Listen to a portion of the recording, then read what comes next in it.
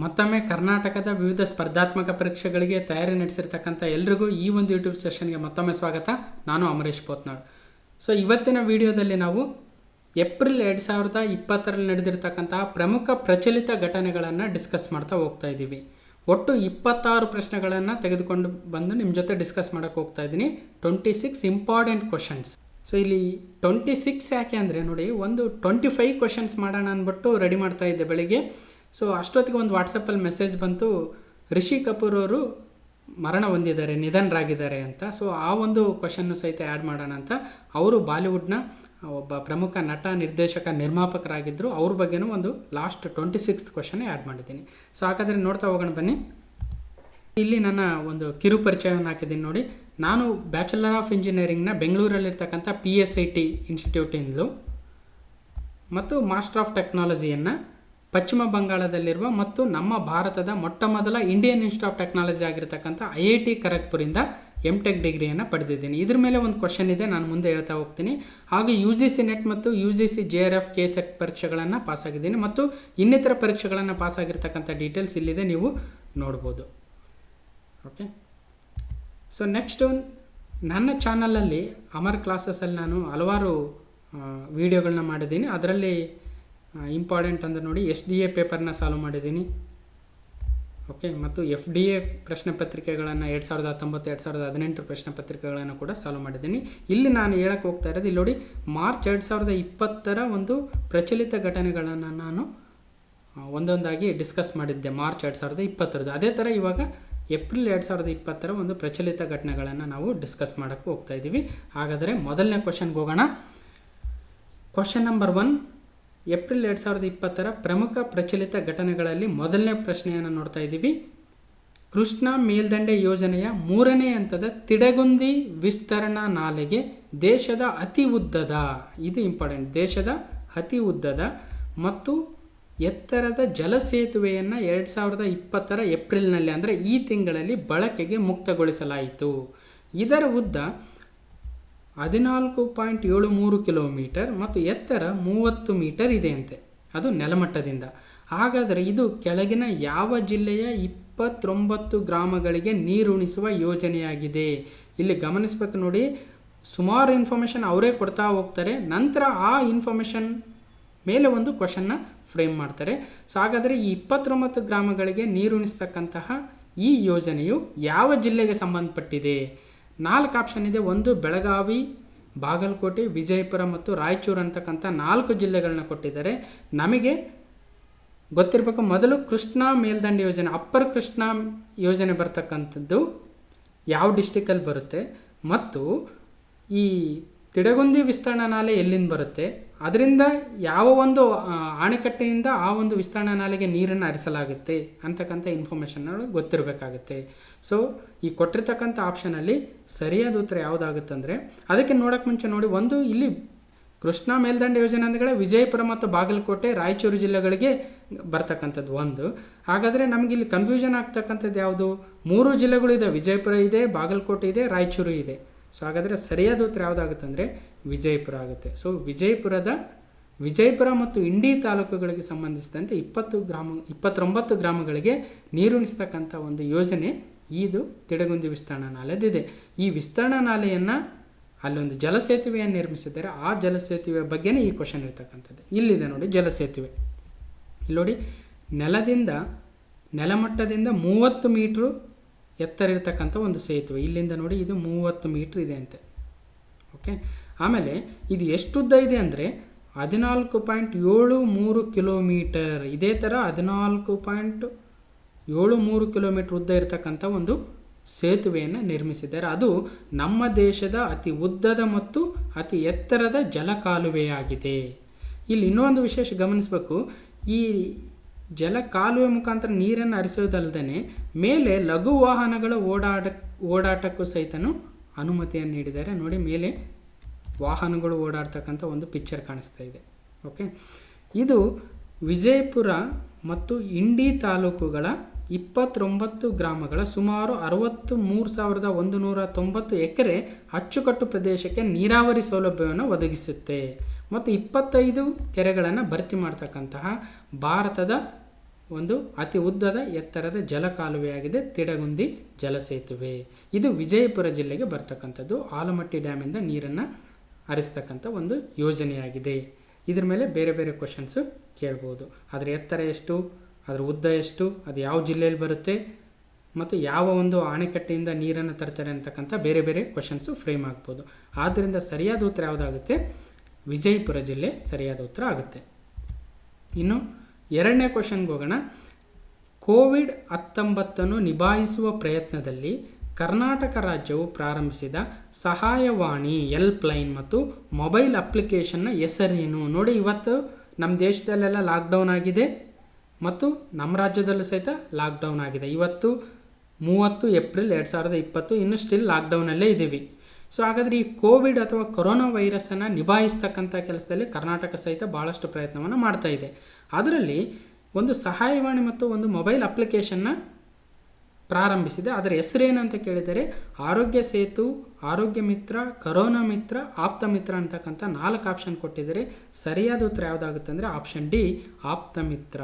So ಈ ಒಂದು ಸಹಾಯವಾಣಿ ಇದನ್ನು ಡೆವಲಪ್ ಮಾಡಿರ್ತಕ್ಕಂಥವ್ರು ಯಾರು ಅಂದರೆ ಇನ್ಫೋಸಿಸ್ ಸಂಸ್ಥೆ. ಓಕೆ, ಬೇರೆ ಬೇರೆ ಎಕ್ಸಾಮಲ್ಲಿ ಕೇಳ್ಬೋದು. Next coming SDA, FDA, KS, PSI, PC ಯಾವ ಎಕ್ಸಾಮಲ್ಲಿ ಬೇಕಾದರೂ ಕೇಳ್ಬೋದು. ಆಪ್ತ ಮಿತ್ರ ಅಪ್ಲಿಕೇಶನ್ನ ಯಾರು ಡೆವಲಪ್ ಮಾಡಿರ್ತಕ್ಕಂಥ ಅಭಿವೃದ್ಧಿಪಡಿಸಿರ್ತಕ್ಕಂಥ ಸಂಸ್ಥೆ ಅಂದರೆ ಇನ್ಫೋಸಿಸ್ ಸಂಸ್ಥೆ ಆಗುತ್ತೆ. ನಮ್ಮ ಕರ್ನಾಟಕ ರಾಜ್ಯ ಇದನ್ನು ಪ್ರಾರಂಭಿಸಿರ್ತಕ್ಕಂಥದ್ದು. ಓಕೆ, ನಮ್ಮ ಕೇಂದ್ರ ಸರ್ಕಾರ ಪ್ರಾರಂಭಿಸಿರ್ತಕ್ಕಂಥದ್ದು ಆರೋಗ್ಯ ಸೇತು. ಇದು ಮುಂದೆ ಇನ್ನೊಂದು ಕ್ವಶನ್ ಫ್ರೇಮ್ ಮಾಡಿದ್ದೀನಿ, ಅಲ್ಲಿ ಗೊತ್ತಾಗುತ್ತೆ. ಓಕೆ, ಹಾಗಾದರೆ ಇದ್ರ ಬಗ್ಗೆ ಇನ್ನೊಂದು ಸ್ವಲ್ಪ ಇನ್ಫಾರ್ಮೇಷನ್ ತಿಳ್ಕೊಳ್ಳೋಣ. ನೋಡಿ, Karnataka government launches Aapta Mitra helpline and app to fight ಕೋವಿಡ್-19 ಅಂತ. ಓಕೆ, ಇದರಲ್ಲಿ ಏನು ಮಾಡ್ತಾರೆ ಅಂದರೆ ನಮಗೆ ಯಾರಿಗಾದರೂ ಏನಾದರೂ ಸಿಂಪ್ಟಮ್ಸ್ ಇದ್ದಾಗ ನಾವು ಆ ಒಂದು ಹೆಲ್ಪ್ಲೈನ್ಗೆ ಫೋನ್ ಮಾಡಿ ಕೆಲವೊಂದು ಡೌಟ್ಗಳನ್ನ ಬಗೆಹರಿಸ್ಕೋಬೋದು. ಒಂದು, ಆಮೇಲೆ ಏನಾದರೂ ಸಿಚುವೇಶನ್ ಕ್ರಿಯೇಟ್ ಆದರೆ ಸರ್ಕಾರದಿಂದನೇ ಕೆಲವೊಂದು ವೈದ್ಯರು ಆ ಒಂದು ಆ ವ್ಯಕ್ತಿಯ ಮನೆಗೆ ಬಂದು ಒಂದು ತಪಾಸಣೆ ಮಾಡ್ತಕ್ಕಂಥ ಒಂದು ಕೆಲಸ ಈ ಆಪ್ತಮಿತ್ರ ಆ್ಯಪಿಂದ ಆಗುತ್ತೆ. ಓಕೆ, ಸೊ ನೆಕ್ಸ್ಟು ಮೂರನೇ ಕ್ವಶನು, ವಿಶ್ವ ಆರೋಗ್ಯ ದಿನ 2020 ಟ್ಯಾಗ್ಲೈನ್ ಯಾವುದು ಅಂತ. ಸೊ ಪ್ರತಿ ವರ್ಷ ಏಪ್ರಿಲ್ 7 ವಿಶ್ವ ಆರೋಗ್ಯ ದಿನವನ್ನು ವಿಶ್ವ ಆರೋಗ್ಯ ಸಂಸ್ಥೆ WHO ಪ್ರತಿ ವರ್ಷ ಆಚರಣೆಯನ್ನು ಮಾಡುತ್ತೆ. ಹಾಗಾದರೆ 2020 ಏನು ವಿಶ್ವ ಆರೋಗ್ಯ ದಿನ ಇದೆಯೋ ಅದರ ಒಂದು ಟ್ಯಾಗ್ಲೈನ್ ಏನು, ಸ್ಲೋಗನ್ ಏನು ಅಂತ ಕೇಳಿದರೆ, so 4 option: support doctors and health professionals, B support health care, C support nurses and midwifes ಅಂದರೆ ಈ ಡೆಲಿವರಿ ಮಾಡ್ತಕ್ಕಂಥವ್ರು. ಓಕೆ, ಇನ್ನು D contribute to health care ಅಂತಕ್ಕಂಥ 4 ಆಪ್ಷನ್ ಕೊಟ್ಟಿದ್ದಾರೆ. ಸರಿಯಾದ ಉತ್ತರ ಯಾವುದಾಗುತ್ತೆ ಅಂದರೆ support nurses and midwifes. So ನೋಡಿ, ಇದು ಕರೋನಾ ಒಂದು ಫೇಸ್ ಮಾಡ್ತಕ್ಕಂಥ ಸಿಚುವೇಷನಲ್ಲಿ ಇದ್ದೀವಿ.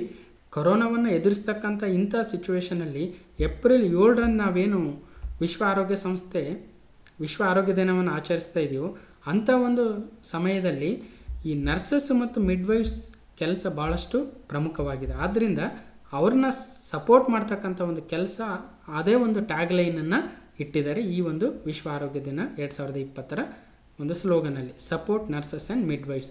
ಅದ್ರ ಜೊತೆಗೆ ಇನ್ನೊಂದು, ಪ್ರತಿ ವರ್ಷ WHO ಆ ಒಂದು ವರ್ಷವನ್ನು ಒಂದು ಡೆಸಿಗ್ನೇಟ್ ಮಾಡ್ತಾರೆ. ಈ ವರ್ಷ ಯಾವ ಮಾಡಿದ್ದಾರೆ ಅಂದರೆ international year of nurse and the midwifes ಅಂತ.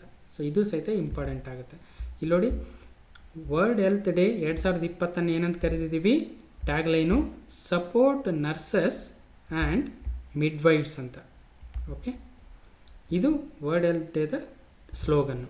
ಇನ್ನು ಯಾವ ಇಯರ್ ಇದು WHO ಇಯರ್ ಅಂದರೆ 2020 international year of the nurse and midwife ಅಂತ. ಇದು ಸಹಿತ ಇಂಪಾರ್ಟೆಂಟ್ ಆಗುತ್ತೆ. ಸೊ 2020 WHO ಪ್ರಕಾರ. ಸೊ ಇನ್ನು ಮುಂದಿನ ಕ್ವಶನ್ ನಂಬರ್ 4, 2019-20 ಆರ್ಥಿಕ ವರ್ಷದಲ್ಲಿ ಸೂಕ್ಷ್ಮ ನೀರಾವರಿ ಪದ್ಧತಿ ಮೈಕ್ರೋ ಇರಿಗೇಷನ್ ಅಳವಡಿಕೆಯಲ್ಲಿ ನಮ್ಮ ದೇಶದ ಕೆಳಗಿನ ಯಾವ ರಾಜ್ಯವು ಅಗ್ರಸ್ಥಾನದಲ್ಲಿದೆ? ಅಂದರೆ ಮೈಕ್ರೋ ಇರಿಗೇಷನ್ ಅಂದರೆ ಸೂಕ್ಷ್ಮ ನೀರಾವರಿ ಪದ್ಧತಿ, ಈ ತುಂತುರು ನೀರಾವರಿ ಪದ್ಧತಿ ಆಗಿರ್ಬೋದು, ಅಂದರೆ ಸ್ಪ್ರಿಂಕ್ಲರ್ ಇರಿಗೇಷನ್ ಆಗಿರ್ಬೋದು, ಅಥವಾ ಹನಿ ನೀರಾವರಿ ಪದ್ಧತಿ ಆಗಿರ್ಬೋದು. ಸೊ ಇವುಗಳಲ್ಲಿ ಸೂಕ್ಷ್ಮ ನೀರಾವರಿ ಪದ್ಧತಿ ಅಂತ ಕರಿತೀವಿ. ಅವುಗಳಲ್ಲಿ 2019-20 ವರ್ಷದಲ್ಲಿ ಯಾವ ರಾಜ್ಯವು ಅದನ್ನು ಅಳವಡಿಸ್ಕೊಂಡಿರೋದ್ರಲ್ಲಿ ಮೊದಲ ಸ್ಥಾನದಲ್ಲಿದೆ ಅಂದರೆ ಕರ್ನಾಟಕ, ರಾಜಸ್ಥಾನ, ತಮಿಳುನಾಡು ಮತ್ತು ಪಂಜಾಬ್ ಅಂತ ಕೊಟ್ಟಿದ್ದಾರೆ. ಸರಿಯಾದ ಉತ್ತರ ತಮಿಳುನಾಡು ಆಗುತ್ತೆ 2019-20 ಆರ್ಥಿಕ ವರ್ಷದಲ್ಲಿ. ನೋಡಿ, ಪ್ರಧಾನಮಂತ್ರಿ ಕೃಷಿ ಸಿಂಚಯಿ ಯೋಜನಾ PMKSY ಅಂತ ಕರಿತೀವಿ. ಅದರ ಅನುಷ್ಠಾನದ ಭಾಗವಾಗಿ ತಮಿಳುನಾಡು ಅತಿ ಹೆಚ್ಚು ಪ್ರದೇಶವನ್ನು ಸೂಕ್ಷ್ಮ ನೀರಾವರಿ ಪದ್ಧತಿಯಲ್ಲಿ ಅಳವಡಿಸಿಕೊಂಡಿದೆ 2019-20 ಪ್ರಕಾರ. ಹಾಗಾದರೆ ನೋಡಿ, 2015ರಿಂದ 2020 ಒಟ್ಟು 5 ವರ್ಷಗಳಲ್ಲಿ ಈ ಯೋಜನೆ ಅಡಿಯಲ್ಲಿ ಕರ್ನಾಟಕ ಅತಿ ಹೆಚ್ಚು ಪ್ರದೇಶವನ್ನು ಸೂಕ್ಷ್ಮ ನೀರಾವರಿ ಪದ್ಧತಿ ಅಡಿಯಲ್ಲಿ ತಂದಿರತಕ್ಕಂಥದ್ದು. ಇದು ಸಹಿತ ಇಂಪಾರ್ಟೆಂಟ್ ಆಗುತ್ತೆ. ನೋಡಿ, 5 ವರ್ಷದಲ್ಲಿ ಕರ್ನಾಟಕ ಅತಿ ಹೆಚ್ಚು ಪ್ರದೇಶವನ್ನು ಕೇವಲ 2019-20 ತೆಗೆದುಕೊಂಡಾಗ ತಮಿಳುನಾಡು ಅಗ್ರಸ್ಥಾನದಲ್ಲಿದೆ. ಈ ಯೋಜನೆಯಲ್ಲಿ ಏನಾಗುತ್ತೆ ನೋಡಿ, ಕೇಂದ್ರ ರಾಜ್ಯಗಳು 75% ಮತ್ತು 25% ಭಾಗದಲ್ಲಿ ತಮ್ಮ ಹಣಕಾಸನ್ನು ಹೂಡಿತವೆ. ಅಂದರೆ 75% ಕೇಂದ್ರ ಸರ್ಕಾರ ಕೊಟ್ಟರೆ 25% ಆಯಾ ರಾಜ್ಯ ಸರ್ಕಾರಗಳು ಇನ್ವೆಸ್ಟ್ ಮಾಡಬೇಕಾಗುತ್ತೆ ಈ PMKSY ಅಥವಾ ಪ್ರಧಾನಮಂತ್ರಿ ಕೃಷಿ ಸಿಂಚಯಿ ಯೋಜನೆಯಲ್ಲಿ. ಹಾಗಾದರೆ ಈಶಾನ್ಯ ಪ್ರದೇಶದ ರಾಜ್ಯಗಳು ಮತ್ತು ಹಿಮಾಲಯ ರಾಜ್ಯಗಳು ಕೇವಲ 10% ಇನ್ವೆಸ್ಟ್ ಮಾಡಿದರೆ ಸಾಕು, ಇನ್ನು 90% ಕೇಂದ್ರ ಸರ್ಕಾರವೇ ಸಹಾಯಧನವನ್ನು ನೀಡುತ್ತೆ. ಹಾಗಾದರೆ ಈ ರಾಜ್ಯಗಳು ಯಾವ್ಯಾವು ಅಂದರೆ, ಈಶಾನ್ಯ ರಾಜ್ಯಗಳಲ್ಲಿ ನಾವು 7 ಸಿಸ್ಟರ್ಸ್ ಆಫ್ ಇಂಡಿಯಾ ಅಂತ ಕರಿತೀವಿ, ಆ 7 ರಾಜ್ಯಗಳು ಮತ್ತು ಸಿಕ್ಕಿಮು. ಹಾಗೆ ಹಿಮಾಲಯದ ರಾಜ್ಯಗಳಲ್ಲಿ ಹಿಮಾಚಲ್ ಪ್ರದೇಶ ಮತ್ತು ಉತ್ತರಾಖಂಡ್ ಸಹಿತ ಬರುತ್ತೆ. ಈವನ್ ಜಮ್ಮು ಕಾಶ್ಮೀರ ಸಹಿತ ಹಿಮಾಲಯ ರಾಜ್ಯದಲ್ಲಿ ಬರ್ತಾಯಿತ್ತು. ಬಟ್ ಈಗ ಅದು ಕೇಂದ್ರಾಡಳಿತ ಪ್ರದೇಶ ಆಗಿರೋದ್ರಿಂದ ಜಮ್ಮು ಕಾಶ್ಮೀರ ಮತ್ತು ಲಡಾಖ್ ಕೇಂದ್ರಾಡಳಿತ ಪ್ರದೇಶಗಳು ಸಹಿತ ಈ ಯೋಜನೆಯ ಅಡಿಯಲ್ಲಿ ಬರ್ತವೆ. ಅದರಲ್ಲಿ ಕೇವಲ 90:10 ರೇಷಿಯೋದಲ್ಲಿ ಅವು ಇನ್ವೆಸ್ಟನ್ನು ಮಾಡ್ತವೆ ಈ ಒಂದು ಯೋಜನೆಯಲ್ಲಿ. ಸೊ ಇಲ್ಲಿ ನೋಡಿ, Tamil Nadu topped in micro irrigation coverage under PMKSY financial 2019-20 Tamil Nadu ಟಾಪಲ್ಲಿದೆ. ಅದು ಎಷ್ಟು ಒಂದು ಹೆಕ್ಟೇರ್ ಪ್ರದೇಶ ಈ ಒಂದು PMKSY ಅಂಡರ್ ತಂದಿದೆ ಅಂದರೆ ಸುಮಾರು 2 ಲಕ್ಷ ಹೆಕ್ಟೇರ್ ಪ್ರದೇಶವನ್ನು. 2ನೇ ಪ್ಲೇಸಲ್ಲಿ ಇರೋರು ಯಾರಂದರೆ ನಮ್ಮ ಕರ್ನಾಟಕ, ಅಂದರೆ ಸುಮಾರು 1,41,000 ಹೆಕ್ಟೇರ್ ಪ್ರದೇಶ. 3ನೇ ಪ್ಲೇಸಲ್ಲಿ ಗುಜರಾತ್ ಇದೆ, 1,08,000 ಎಕರೆ ಪ್ರದೇಶವನ್ನು ಅದು ಪ್ರಧಾನಮಂತ್ರಿ ಕೃಷಿ ಸಿಂಚಯಿ ಯೋಜನೆಯಲ್ಲಿ ತಂದಿದೆ. ಇನ್ನು 2015ರಿಂದ 20 ತೆಗೆದುಕೊಂಡಾಗ ಕರ್ನಾಟಕ ಒಟ್ಟು 8,15,000 ಹೆಕ್ಟೇರ್ ಪ್ರದೇಶವನ್ನು ಈ ಒಂದು ಯೋಜನೆ ಅಡಿಯಲ್ಲಿ ತಂದು ಮೊದಲ ಸ್ಥಾನದಲ್ಲಿದೆ. ನೆಕ್ಸ್ಟ್ ಆಂಧ್ರ ಪ್ರದೇಶ, ನೆಕ್ಸ್ಟು ಗುಜರಾತ್, ತಮಿಳುನಾಡುಗಳು ಬರ್ತವೆ. ಸೊ ಈ ಯೋಜನೆಯಲ್ಲಿ ಒಟ್ಟು ಆಲ್ ಇಂಡಿಯಾ ತೆಗೆದುಕೊಂಡಾಗ ನಾವು 43 ಲಕ್ಷ ಹೆಕ್ಟೇರ್ ಪ್ರದೇಶವನ್ನು ಈ ಒಂದು ಪ್ರಧಾನಮಂತ್ರಿ ಕೃಷಿ ಸಿಂಚಯಿ ಯೋಜನೆ ಅಡಿಯಲ್ಲಿ ತಂದಿದ್ದೀವಿ ಈ ಕಳೆದ 5 ವರ್ಷದಲ್ಲಿ. ಬೇರೆ ಬೇರೆ ಎಕ್ಸಾಮ್ಸಲ್ಲಿ ಕೇಳ್ಬೋದು, ಕಳೆದ 5 ವರ್ಷದಲ್ಲಿ ಯಾರು ಅತಿ ಹೆಚ್ಚು PMKSY ಅಂಡರ್ ತಂದಿದ್ದಾರೆ ಅಂದರೆ ಕರ್ನಾಟಕ ರಾಜ್ಯ ಆಗುತ್ತೆ. 2019-20 ತೆಗೆದುಕೊಂಡಾಗ ತಮಿಳುನಾಡು ಆಗುತ್ತೆ. ಓಕೆ. ಸೊ ಇನ್ನು 5ನೇ ಕ್ವಶನು, ಡೊನಾಲ್ಡ್ ಟ್ರಂಪ್ ವಿರುದ್ಧ ಡೆಮೊಕ್ರೆಟಿಕ್ ಪಕ್ಷದಿಂದ ಅಮೆರಿಕ ಅಧ್ಯಕ್ಷೀಯ ಚುನಾವಣೆಗೆ ನಾಮಿನಿಯಾಗಿ ಆಯ್ಕೆಯಾದವರು ಯಾರು? ನಮಗೆಲ್ಲ ಗೊತ್ತಿದೆ, ಇವಾಗ ಡೊನಾಲ್ಡ್ ಟ್ರಂಪ್ ಅವರು ಅಮೆರಿಕದ ಅಧ್ಯಕ್ಷರಿದ್ದಾರೆ. ಅವರು ರಿಪಬ್ಲಿಕ್ ಪಕ್ಷದಿಂದ ಇರ್ತಕ್ಕಂಥವ್ರು. ಅವರ ವಿರುದ್ಧವಾಗಿ ಡೆಮೊಕ್ರೆಟಿಕ್ ಪಕ್ಷದಿಂದ ಯಾರು ಒಂದು ಎಲೆಕ್ಷನ್ಗೆ, ಪ್ರೆಸಿಡೆನ್ಷಿಯಲ್ ಎಲೆಕ್ಷನ್ಗೆ ನಿಲ್ತಾ ಇದ್ದಾರೆ ಅಂತಕ್ಕಂಥದ್ದು ಕ್ವಶನ್ನು. ಓಕೆ, ಈ ವರ್ಷದ ಎಂಡಲ್ಲಿ ಅಮೆರಿಕದಲ್ಲಿ ಅಧ್ಯಕ್ಷೀಯ ಚುನಾವಣೆ ನಡೆಯುತ್ತೆ.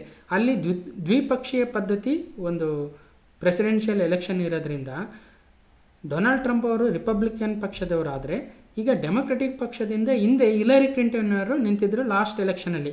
ಈ ಸಲ ಯಾರು ಡೆಮೊಕ್ರೆಟಿಕ್ ಪಕ್ಷದಿಂದ ನಿಲ್ತಾರೆ ಡೊನಾಲ್ಡ್ ಟ್ರಂಪ್ ವಿರುದ್ಧವಾಗಿ ಅಂತ ಕೇಳಿದರೆ, ಮೊದಲನೇ option Hillary Clinton, B Joe Biden, C Barack Obama, D Bernie Sanders ಅಂತ ಕೇಳಿದರೆ ಸರಿಯಾದ ಉತ್ತರ ಯಾರಾಗ್ತಾರೆ ಅಂದರೆ ಜೋ ಬಿಡೆನ್ ಅವರು ಡೆಮೊಕ್ರೆಟಿಕ್ ಪಕ್ಷದಿಂದ ಡೊನಾಲ್ಡ್ ಟ್ರಂಪ್ ವಿರುದ್ಧ ನಿಲ್ತಾ ಇದ್ದಾರೆ ಈ ಸಲದ ಒಂದು ಅಧ್ಯಕ್ಷೀಯ ಚುನಾವಣೆಯಲ್ಲಿ. ಸೊ ನೋಡಿ, ಇವರು ಡೊನಾಲ್ಡ್ ಟ್ರಂಪ್ ಅವರು, ಇವರು ಜೋ ಬಿಡೆನ್ ಅವರು.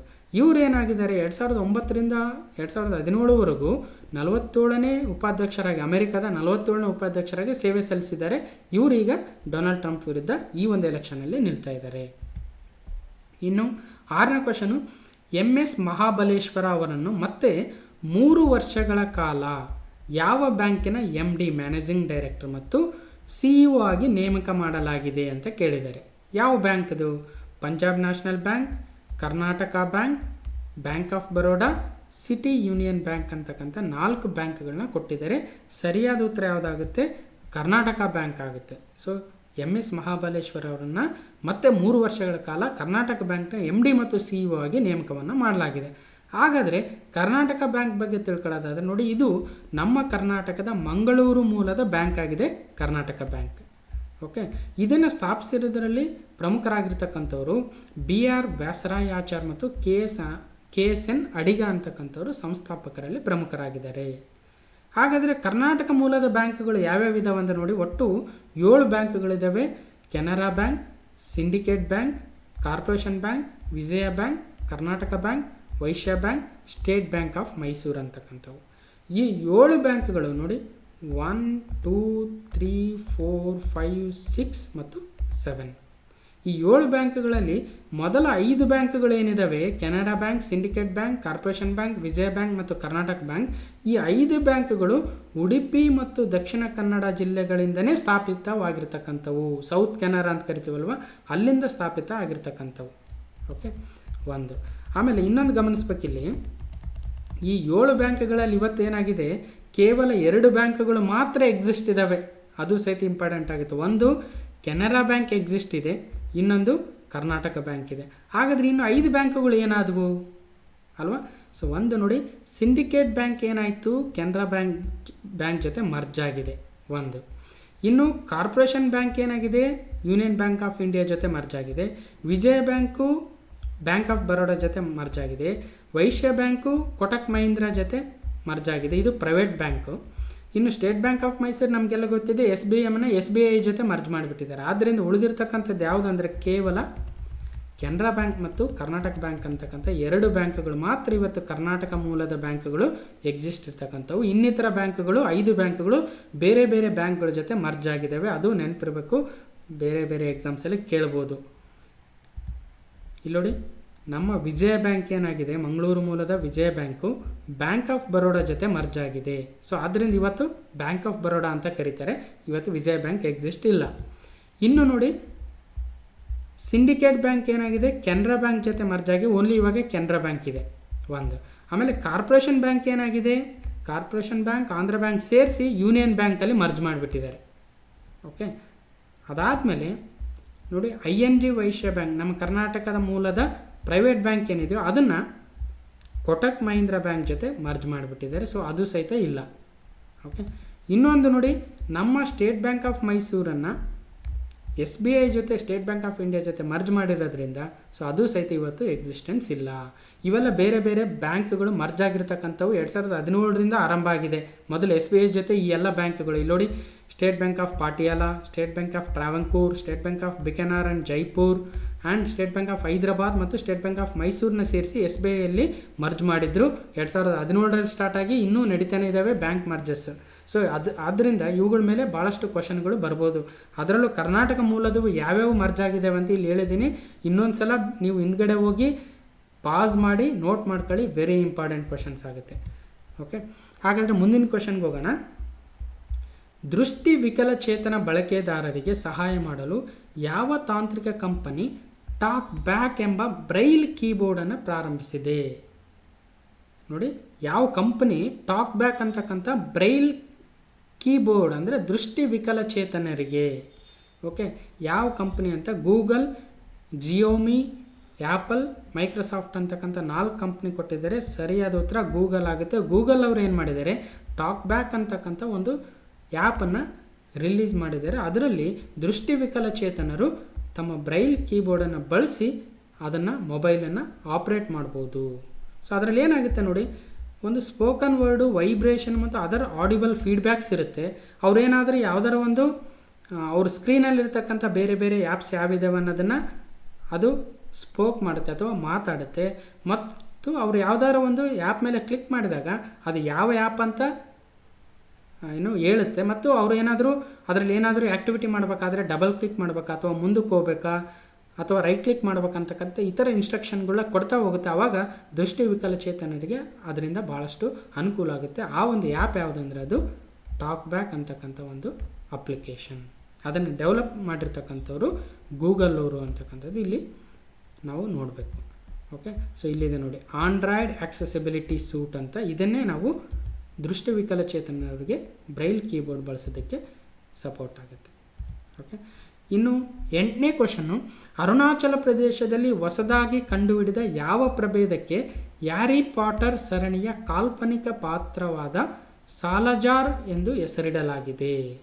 ನೋಡಿ, ಒಂದು ಅರುಣಾಚಲ್ ಪ್ರದೇಶದ ಕಾಡುಗಳಲ್ಲಿ ಒಂದು ಹೊಸ ಪ್ರಭೇದವನ್ನು ಕಂಡುಹಿಡಿದಿದ್ದಾರೆ. ಅದಕ್ಕೆ ಹ್ಯಾರಿ ಪಾಟರ್ ಅಂತಕ್ಕಂಥ ಏನು ಕಾದಂಬರಿ ಸೀರೀಸ್ ಇದೆಯೋ ಅದರಲ್ಲಿ ಒಂದು ಕಾಲ್ಪನಿಕ ಪಾತ್ರ ಬರುತ್ತೆ, ಸಲಾಜಾರ್ ಅಂತಕ್ಕಂಥದ್ದು. ಅದರ ಹೆಸರನ್ನೇ ಆ ಒಂದು ಹೊಸ ಪ್ರಭೇದಕ್ಕೆ ಇಡಲಾಗಿದೆ. ಆ ಯಾವುದು ಪ್ರಭೇದ, ಏನು ಜೇಡಸ್ ಪ್ರಭೇದವ ಅಥವಾ ಆಮೆಯ ಅಥವಾ ಮಂಡಲದ ಹಾವು ಅಥವಾ ಗ್ರಾಸ್ ಆಪರ್ ಮಿಡತೆಯ ಅಂತ ಕೇಳಿದರೆ ಸರಿಯಾದ ಉತ್ತರ ಯಾವುದಾಗುತ್ತೆ ಅಂದರೆ ವೈಪರ್ ಅಥವಾ ಮಂಡಲದ ಹಾವು ಅಂತ ಕರಿತೀವಿ. ಈ ಜಾತಿಯ ಹಾವಿಗೆ ಹ್ಯಾರಿ ಪಾಟರ್ ಸರಣಿಯ ಸಲಾಜಾರ್ ಅಂತಕ್ಕಂಥ ಒಂದು ಹೆಸರನ್ನ, ಆ ಕಾಲ್ಪನಿಕ ಪಾತ್ರದ ಹೆಸರನ್ನೇ ಇದಕ್ಕಿಡಲಾಗಿದೆ. ಹಾಗಾದರೆ ಏನಿದೆ ನೋಡಿ, JK ರೌಲಿಂಗ್ ಅವರು ಹ್ಯಾರಿ ಪಾಟರ್ ಅಂತಕ್ಕಂಥ ಫಿಕ್ಷನ್ ಕಾದಂಬರಿಗಳನ್ನ ಬರೆದಿದ್ದಾರೆ. ಅವುಗಳಲ್ಲಿ ಸಲಾಜಾರ್ ಸ್ಲಿಥರಿನ್ ಅಂತಕ್ಕಂಥ ಒಂದು ಕಾಲ್ಪನಿಕ ಪಾತ್ರ ಬರುತ್ತೆ. ಆ ಪಾತ್ರವೇನು ಮಾಡುತ್ತೆ, ಸರ್ಪಗಳೊಂದಿಗೆ ಮಾತನಾಡುವ ಸಾಮರ್ಥ್ಯ ಹೊಂದಿರುತ್ತೆ ಆ ಪಾತ್ರ, ಸಲಾಜಾರ್ ಸ್ಲಿಥರಿನ್ ಅಂತ. ಆ ಸರ್ಪಗಳೊಂದಿಗೆ ಮಾತನಾಡಿರೋದ್ರಿಂದ ಈ ಹೊಸದಾಗಿ ಕಂಡುಹಿಡಿದಿರ್ತಕ್ಕಂಥ ವೈಪರ್ ಅಥವಾ ಮಂಡಲದ ಹಾವು ಅಥವಾ ಆ ಸರ್ಪಕ್ಕೆ ಅದೇ ಹೆಸರು ಸಲಾಜಾರ್ ಸ್ಲಿಥರಿನ್ ಅಂತೇನಿದೆಯೋ ಅದಕ್ಕೆ ಸಲಾಜಾರ್ ವೈಪರ್ ಅಂತಲೇ ಹೆಸರಿಡಲಾಗಿದೆ. ಓಕೆ, ಇದು ಬೇರೆ ಬೇರೆ ಎಕ್ಸಾಮ್ಸಲ್ಲಿ ಕೇಳ್ಬೋದು. ಇಲ್ಲಿದೆ ನೋಡಿ, ಇದೇ ಸಲಾಜಾರ್ ವೈಪರ್. ಓಕೆ, ಇದನ್ನು ಮಂಡಲದ ಹಾವು ಅಂತ ಕರಿತೀವಿ. ಅತ್ಯಂತ ವಿಷಕಾರಿಯಾಗಿರ್ತಕ್ಕಂಥ ಹಾವು ಇದು. ಓಕೆ, ಸೊ ಇಲ್ಲಿ ನಾನು ನಮ್ಮ ಕರ್ನಾಟಕ ಅಥವಾ ನಮ್ಮ ಭಾರತದಲ್ಲಿ ಕಂಡುಬರುವ ಅತ್ಯಂತ ವಿಷಕಾರಿ ಹಾವುಗಳು ಯಾವಂದರೆ, ಇಲ್ಲಿ ನೋಡಿ, ಇಲ್ಲೊಂದು ಕಾಮನ್ ಕ್ರೇಟ್ ಅಂತಿದೆ. ಇಲ್ಲಿ ನೋಡಿ, ಇದು ಕಾಮನ್ ಕ್ರೇಟ್. ಈ ಕಾಮನ್ ಕ್ರೇಟ್ಗೆ ಈ ದೇಹದ ಅರ್ಧ ಭಾಗದಲ್ಲಿ ಬಿಳಿ ಗೆರೆಗಳು ಭಾಳ ಇರಲ್ಲ. ಸೊ ನಂತರದ ಅರ್ಧ ಭಾಗದಲ್ಲಿ ನೋಡಿ ಜಾಸ್ತಿ ಬಿಳಿ ಗೆರೆಗಳು ಇರ್ತವೆ, ಅದು ಕಾಮನ್ ಕ್ರೇಟು. ಇದೇ ಥರ ಇರ್ತಕ್ಕಂಥ ಇನ್ನೊಂದಿದೆ ಉಲ್ಫ್ ಸ್ನೇಕ್ ಅಂತ, ಅದಕ್ಕೆ ನಾವು ಕನ್ಫ್ಯೂಸ್ ಆಗಬಾರ್ದು. ಅದಕ್ಕೆ ಈ ಮೊದಲ ಹಾಫಲ್ಲಿ ಭಾಳಷ್ಟು ವೈಟ್ ಗೆರೆಗಳು ಇರ್ತವೆ. ಇನ್ನೊಂದು ನೋಡಿ ರಸೆಲ್ ವೈಪರ್. ಇಲ್ಲಿ ನೋಡಿ, ಇಲ್ಲಿ ಕೇಳಿರ್ತಕ್ಕಂಥದ್ದು ವೈಪರ್ ಮಂಡಲದ ಹಾವು ಸಲಾಜಾರ್ ವೈಪರು. ಇದು ರಸೆಲ್ ವೈಪರ್ ಅಂತ ನೋಡಿ, ಇದು ರಸೆಲ್ ವೈಪರ್, ಇದು ಅತ್ಯಂತ ವಿಷಕಾರಿ. ಮತ್ತು ಇಲ್ಲಿದೆ ಇನ್ನೊಂದು ಸಾಸ್ಕೇಲ್ಡ್ ವೈಪರ್, ಇದು ಕೂಡ ಮಂಡಲದ ಹಾವು.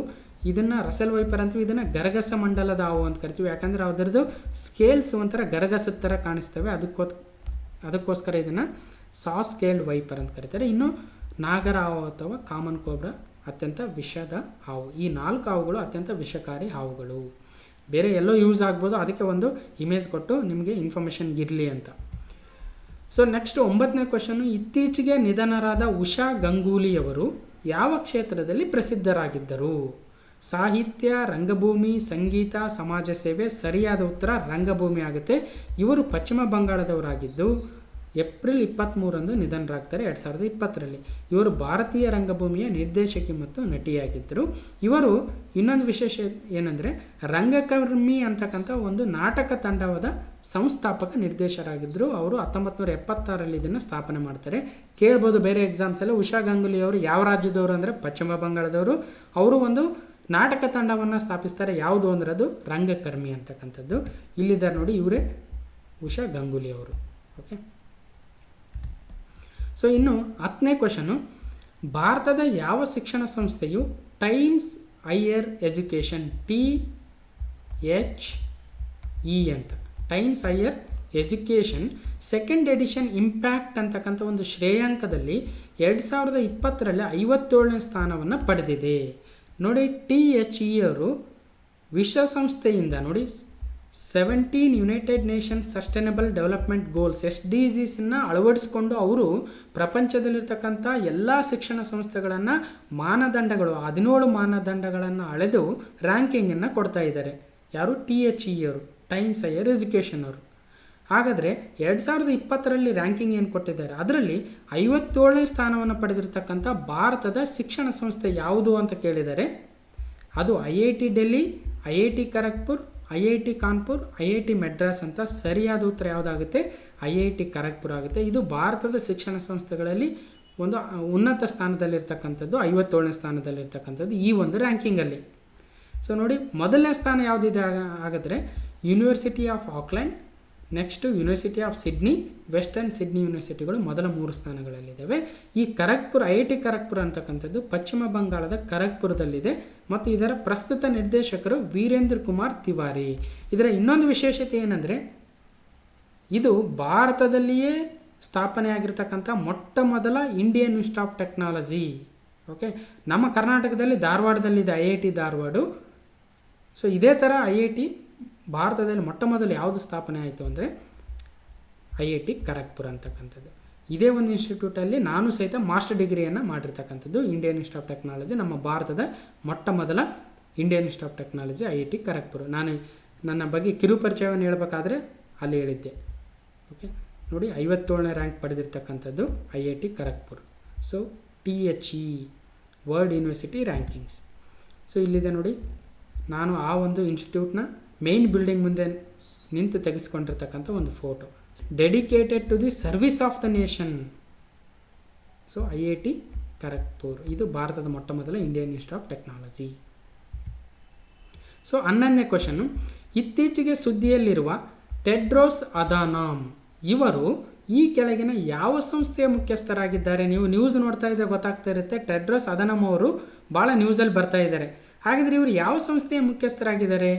United nations organisation UNO, world bank WB, world trade organisation WTO, world health organisation WHO ಅಂತ 4 ಆಪ್ಷನ್ ಕೊಟ್ಟಿದ್ದಾರೆ. ಸರಿಯಾದ ಉತ್ತರ ವರ್ಲ್ಡ್ ಹೆಲ್ತ್ ಆರ್ಗನೈಜೇಷನ್ WHOದ ಮುಖ್ಯಸ್ಥರಾಗಿದ್ದಾರೆ ಟೆಡ್ರೋಸ್ ಅದಾನಾಮ್ ಅವರು, ಡೈರೆಕ್ಟರ್ ಜನರಲ್ ಆಫ್ WHO.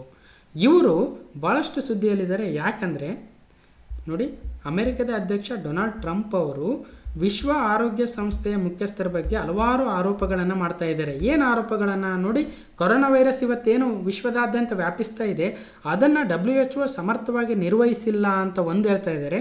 ಮತ್ತು ಬಹಳಷ್ಟು ಮಾಹಿತಿಯನ್ನು ಮುಚ್ಚಿಡ್ತಾ ಇದ್ದಾರೆ WHOದವರು. ಚೀನಾದಿಂದ ಏನು ವೈರಸ್ ಸ್ಪ್ರೆಡ್ ಆಯಿತು ಅದನ್ನು ಸ್ಪ್ರೆಡ್ ಆಗೋದಕ್ಕೆ ಮುಂಚೆ ಕೆಲವೊಂದು ಅವ್ರಿಗೆ ಇನ್ಫಾರ್ಮೇಷನ್ ಗೊತ್ತಾಗಿತ್ತು, ಆದರೆ ಅವರು ಪ್ರಪಂಚಕ್ಕೆ ಹೇಳಲಿಲ್ಲ ಅಂತಕ್ಕಂಥ ಒಂದು ಆರೋಪಗಳನ್ನು ಮಾಡಿದ್ದಾರೆ. ಮತ್ತು ಇನ್ನೊಂದೇನೆಂದರೆ ಪರೋಕ್ಷವಾಗಿ ಚೀನಾ ದೇಶಕ್ಕೆ ಸಹಾಯ ಮಾಡ್ತಾ ಇದ್ದಾರೆ ಯಾರು, ಟೆಡ್ರೋಸ್ ಅದಾನಾಮ್ ಅವರು ಅಂತ ಒಂದು ಆರೋಪವನ್ನು ಅಮೆರಿಕದ ಅಧ್ಯಕ್ಷರು ಮಾಡ್ತಾ ಇದ್ದಾರೆ. ಹಾಗಾದರೆ ಈ ಟೆಡ್ರೋಸ್ ಅದಾನಾಮ್ ಅವರು ಇವರು ಇಥಿಯೋಪಿಯಾದ ಮೈಕ್ರೋಬಯಾಲಜಿಸ್ಟ್ ಆಗಿದ್ದರು ಮತ್ತು ಅಂತಾರಾಷ್ಟ್ರೀಯ ಮಟ್ಟದಲ್ಲಿ ಮಾನ್ಯತೆ ಪಡೆದಿರ್ತಕ್ಕಂಥ ಮಲೇರಿಯಾ ಸಂಶೋಧಕರಾಗಿದ್ದಾರೆ ಮತ್ತು ಇಥಿಯೋಪಿಯಾದ ಹೆಲ್ತ್ ಮಿನಿಸ್ಟರ್ ಆಗಿ ಮತ್ತು ಫಾರಿನ್ ಮಿನಿಸ್ಟರ್ ಆಗಿ ಸಹಿತ ಕೆಲಸವನ್ನು ಮಾಡಿರ್ತಕ್ಕಂಥವ್ರು. ಆದ್ದರಿಂದ ಇವರು ಸುದ್ದಿಯಲ್ಲಿದ್ದಾರೆ. ಇವ್ರ ಬಗ್ಗೆ ಕ್ವಶನ್ಸ್ ಬರ್ಬೋದು. ಸೊ ಇವರೇ ನೋಡಿ ಟೆಡ್ರೋಸ್ ಅದಾನಾಮ್ ಅವರು ಮತ್ತು ಇವರು ಅಮೆರಿಕದ ಅಧ್ಯಕ್ಷ ಡೊನಾಲ್ಡ್ ಟ್ರಂಪ್ ಅವರು. ಇನ್ನು 12ನೇ question, the term used for a large sum of new money that is printed and distributed among the public to stimulate the economy during a recession. So ಇದರ ಕನ್ನಡ ಅರ್ಥ ನೋಡಿ, ಆರ್ಥಿಕ ಹಿಂಜರಿತದ ಸಮಯದಲ್ಲಿ ಆರ್ಥಿಕತೆಯನ್ನು ಉತ್ತೇಜಿಸಲು ದೊಡ್ಡ ಮೊತ್ತದ ಹೊಸ ಹಣವನ್ನು ಮುದ್ರಿಸಿ ಸಾರ್ವಜನಿಕರಲ್ಲಿ ಹಂಚುವುದಕ್ಕೆ ಬಳಸುವ ಪದ ಏನು ಅಂತ ಕೇಳಿದರೆ ವೆರಿ ಇಂಪಾರ್ಟೆಂಟ್ ಆಗುತ್ತೆ ಕಾಂಪಿಟೇಟಿವ್ ಎಕ್ಸಾಮ್ಸಲ್ಲಿ, ಅದು ಕರೆಂಟ್ ಈವೆಂಟ್ಸಲ್ಲಿ. ನೋಡಿ, ಇವತ್ತು ಕರೋನಾ ಒಂದು ವೈರಸ್ಸಿಂದಾಗಿ ಏನಾಗ್ತಾ ಇದೆ, ಪ್ರಪಂಚದಲ್ಲಿ ಸ್ಲೋ ಡೌನ್ ಆಗಿದೆ, ಲಾಕ್ಡೌನ್ ಆಗಿದೆ, ಆದ್ದರಿಂದ ಎಕನಾಮಿಕಲಿ ಸ್ಲೋ ಡೌನ್ ಆಗ್ತಾ ಇದೆ. ಹಾಗಾದರೆ ಇಂತಹ ಒಂದು ರಿಸೆಷನಲ್ಲಿ ಆರ್ಥಿಕ ಹಿಂಜರಿತದಲ್ಲಿ ಒಂದು ದೊಡ್ಡ ಮೊತ್ತದ ಹೊಸ ಹಣವನ್ನು ಮುದ್ರಿಸಿ ಸಾರ್ವಜನಿಕರಿಗೆ ಹಂಚತಕ್ಕಂಥ ಒಂದು ಯೋಜನೆ ಅಥವಾ ಒಂದು ನೀತಿ, ಅದನ್ನು ಏನಂತ ಕರಿತೀವಿ ಅಂತ ಕೇಳಿದ್ದಾರೆ ನೋಡಿ.